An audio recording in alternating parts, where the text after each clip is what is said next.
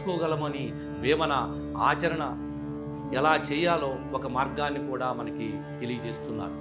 అలానే మనము ఏ విధంగా ఉండాలి, ఈ యొక్క మానవ జీవితాన్ని ఏ విధంగా పునీతం చేసుకోవాలో చెప్తున్నారు వేమన.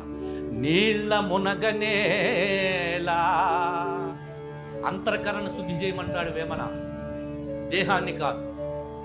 నీళ్ల మునగనేలా, నిధుల మెట్టగనేలా, మొనసి వేల్పులకు మ్రొక్కనేలా, కపట కల్మషంబులు కడుపులో నుండగా, విశ్వదాభిరామ వినురవేమా.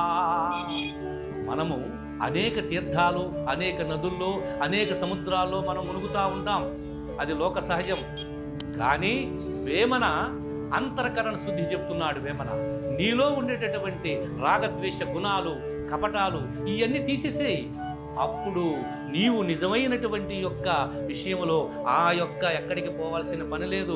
నీలో ఉండేటటువంటి యొక్క ఆ పవిత్రమైన తత్వము మానవత్వంలోనే ఉంది, మహనీయతలోనే ఉంది అని నీళ్ల మునగనేల, నిధుల మెట్టగనేల, మొనసి వేల్పులకు మ్రొక్కనేల, కపట కల్మషంబులు కడుపులో నుండగా వాటిని తీసేయవని వేమన సమాజానికి కనువిప్పు గావిస్తున్నారు ఈ పద్యం ద్వారా.